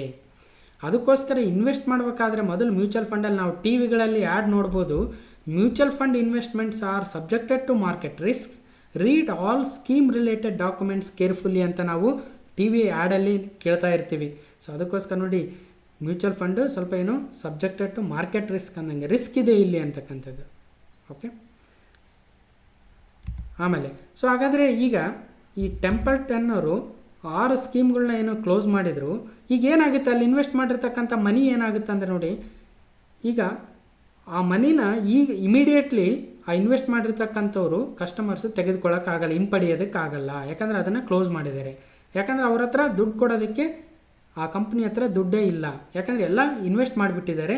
ಈಗ ಬೇಕಾಗಿರ್ತಕ್ಕಂಥ ಯಾರಿಗಾದರೂ ಕಸ್ಟಮರ್ಸು ವಾಪಸ್ ತಗೊಳ್ಳೋಕೆ ಹೋದರೆ ದುಡ್ಡು ಬರಲ್ಲ. ಅದಕ್ಕೋಸ್ಕರ ಏನು ಮಾಡಿದೆ RBI ನೋಡಿ, RBI announces 50,000 crore liquidity support mutual fund ಅಂತ. ಸೊ ಅವ್ರು ಏನು ಮಾಡ್ತಾರೆ, ಈಗ 50,000 ಕೋಟಿಗಳನ್ನು ಆ ಮ್ಯೂಚುವಲ್ ಫಂಡ್ ಕಂಪ್ನಿಗಳಿಗೆ ಕೊಡ್ತಾರೆ RBI.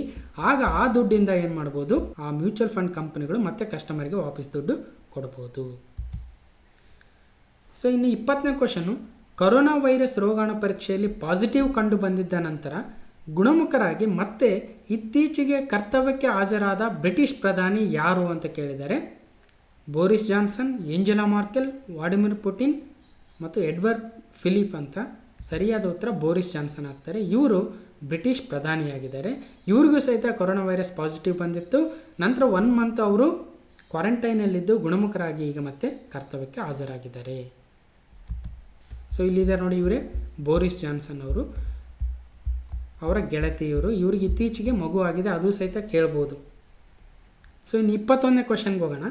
ಮುಖೇಶ್ ಅಂಬಾನಿ ಒಡೆತನದ ಜಿಯೋ ಟೆಲಿಕಾಂ ಕಂಪನಿಯಲ್ಲಿ ಇತ್ತೀಚೆಗೆ 43,574 ಕೋಟಿ ರೂಪಾಯಿ ಹೂಡಿಕೆ ಮಾಡಿದ ಕಂಪನಿ ಯಾವುದು? ನೋಡಿ, ಗೂಗಲ್, ಮೈಕ್ರೋಸಾಫ್ಟ್, ಫೇಸ್ಬುಕ್, ಆ್ಯಪಲ್ ಅಂತಿದೆ. ಸರಿಯಾದ ಉತ್ತರ ಫೇಸ್ಬುಕ್ ಆಗುತ್ತೆ. ಫೇಸ್ಬುಕ್ಕು ಮುಖೇಶ್ ಅಂಬಾನಿ ಒಡೆತನದ ಜಿಯೋ ಟೆಲಿಕಾಂ ಕಂಪ್ನಿಯಲ್ಲಿ ಒಟ್ಟು 9.9 ಸುಮಾರು 10% ಶೇರ್ಗಳನ್ನ ಖರೀದಿ ಮಾಡಿದೆ ಫೇಸ್ಬುಕ್ ಕಂಪ್ನಿ. ಅದರ ಒಟ್ಟು ಮೊತ್ತ ಎಷ್ಟಂದರೆ 43,574 ಕೋಟಿ. ಇಲ್ಲಿದೆ ನೋಡಿ. ಸೊ ಇವರು ಮಾರ್ಕ್ ಜುಕರ್ಬರ್ಗ್ ಅವರು ಫೇಸ್ಬುಕ್ ಸ್ಥಾಪಕರು, ಇವರು ಮುಖೇಶ್ ಅಂಬಾನಿಯವರು ಜಿಯೋ ಮಾಲೀಕರು. ಸೊ ಇನ್ನು 22ನೇ ಕ್ವಶನು, ಇತ್ತೀಚೆಗೆ ಚೀನಾ ದೇಶದ ಕೇಂದ್ರೀಯ ಬ್ಯಾಂಕ್ ಅಂದರೆ ಪೀಪಲ್ಸ್ ಬ್ಯಾಂಕ್ ಆಫ್ ಚೀನಾ ಅವರು ನಮ್ಮ ಭಾರತದ ಯಾವ ಸಂಸ್ಥೆಯ 1% ಶೇರುಗಳನ್ನು ಖರೀದಿಸಿದ್ದಾರೆ? SBI, IDBI, ICICI, HDFC ಅಂತ. ಸರಿಯಾದ ಉತ್ತರ HDFC ಆಗುತ್ತೆ. ಈ HDFCಯಲ್ಲಿ ಚೀನಾದ ಕೇಂದ್ರ ಬ್ಯಾಂಕ್ ಆಗಿರ್ತಕ್ಕಂಥ ಪೀಪಲ್ಸ್ ಬ್ಯಾಂಕ್ ಆಫ್ ಚೀನಾವು 1.01% ಶೇರುಗಳನ್ನ ಖರೀದಿ ಮಾಡಿದೆ. ಬೇರೆ ಬೇರೆ ಎಕ್ಸಾಮ್ಸಲ್ಲಿ ಕೇಳ್ಬೋದು. ಹಾಗಾದರೆ ಈ HDFC ಬೇರೆ, HDFC ಬ್ಯಾಂಕ್ ಬೇರೆ, ಇಲ್ಲಿ ಕನ್ಫ್ಯೂಸ್ ಆಗಬಾರ್ದು. HDFC ಅಂದರೆ ನಮ್ಮ ದೇಶದ ಒಂದು ಅತಿ ದೊಡ್ಡ ವಸತಿ ಅಡಮಾನ ಸಾಲಗಾರ ಸಂಸ್ಥೆ. ಅಂದರೆ ಈ ನಾವು ಮನೆ ಕಟ್ಟಿಸ್ಬೇಕಾದ್ರೆ ಈ HDFCಲಿ ಹೋಗಿ ಸಾಲವನ್ನು ತಗೋಬೋದು. ಅಂದರೆ HDFC ಅಂತಕ್ಕಂಥದ್ದು ಒಂದು ಹೌಸಿಂಗ್ ಡೆವಲಪ್ಮೆಂಟ್ ಫೈನಾನ್ಸ್ ಕಂಪನಿ ಅಂತಕ್ಕಂಥದ್ದು HDFC ಅಂದರೆ. ಅದೇನು ಮಾಡುತ್ತೆ, ಈ ಕನ್ಸ್ಟ್ರಕ್ಷನ್ ಕಂಪನೀಸ್ ಅಥವಾ ಮನೆಗಳನ್ನ ಕಟ್ಟಿಸ್ಬೇಕಾದ್ರೆ ಸಾಲವನ್ನು ಕೊಡ್ತಕ್ಕಂಥ ಒಂದು ಸಂಸ್ಥೆ HDFC. HDFC ಬ್ಯಾಂಕ್ ಬೇರೆ, HDFC ಬೇರೆ. ಓಕೆ, ಇಲ್ಲಿ ನೋಡಿ, China's people bank holds more than 1% stake ಇನ್ HDFC. ಓಕೆ, ಇನ್ನು 23ನೇ ಕ್ವಶನು, ಅತ್ಯುತ್ತಮ ನಟ ವಿಭಾಗದಲ್ಲಿ ರಾಷ್ಟ್ರ ಪ್ರಶಸ್ತಿ ಗಳಿಸಿದ್ದ ಬಾಲಿವುಡ್ ನಟ ಇತ್ತೀಚೆಗೆ ನಿಧನರಾದರು. ಅಂತಾರಾಷ್ಟ್ರೀಯ ಚಿತ್ರಗಳಲ್ಲೂ ಖ್ಯಾತಿಯನ್ನು ಗಳಿಸಿದ್ದ ಆ ನಟ ಯಾರು? ನೋಡಿ, ರಾಷ್ಟ್ರ ಪ್ರಶಸ್ತಿ ಗಳಿಸಿದ್ರು ಮತ್ತು ಇತ್ತೀಚೆಗೆ ನಿಧನರಾದರು ಅಂದರೆ ಯಾರು ಅಂತ. ಗಿರೀಶ್ ಕಾರ್ನಾಡ್, ರಾಜು ಮಾವನಿ, ಇರ್ಫಾನ್ ಖಾನ್, ಶ್ರೀರಾಮ್ ಲಾಗೂ ಅಂತ. ಸರಿಯಾದ ಉತ್ತರ ಇರ್ಫಾನ್ ಖಾನ್ ಅವರು. ನೋಡಿ, ಇವರು ನೆನ್ನೆ ಅಂದರೆ ಇವತ್ತು 30 ಏಪ್ರಿಲು, ನೆನ್ನೆ 29 ಏಪ್ರಿಲಲ್ಲಿ ನಿಧನರಾಗ್ತಾರೆ ಡ್ಯೂ ಟು ಕ್ಯಾನ್ಸರ್. ಏನು ಹೆಸರು ಅಂದರೆ ನ್ಯೂರೋ ಎಂಡೋಕ್ರೈನ್ ಟ್ಯೂಮರ್ ಅಂತಕ್ಕಂಥ ಕ್ಯಾನ್ಸರ್ಗೆ ಬಲಿಯಾದರು ಇವರು ಇರ್ಫಾನ್ ಖಾನ್ ಅವರು. ಇವರು ರಾಷ್ಟ್ರ ಪ್ರಶಸ್ತಿಯನ್ನು ಗಳಿಸಿರ್ತಕ್ಕಂಥ ಒಬ್ಬ ಅತ್ಯುತ್ತಮ ನಟನಾಗಿದ್ದರು. ಇನ್ನು ಮುಂದಿನ ಕ್ವಶನು, ಜಲಿಯನಾ ವಾಲ್ಬಾಗ್ ಘಟನೆ ನಡೆದು 2020ಕ್ಕೆ 101 ವರ್ಷಗಳಾಗ್ತವೆ. ಹಾಗಾದರೆ ಈ ಘಟನೆ ನಡೆದಿದ್ದು ಈ ಕೆಳಗಿನ ಯಾವ ದಿನಾಂಕದಂದು?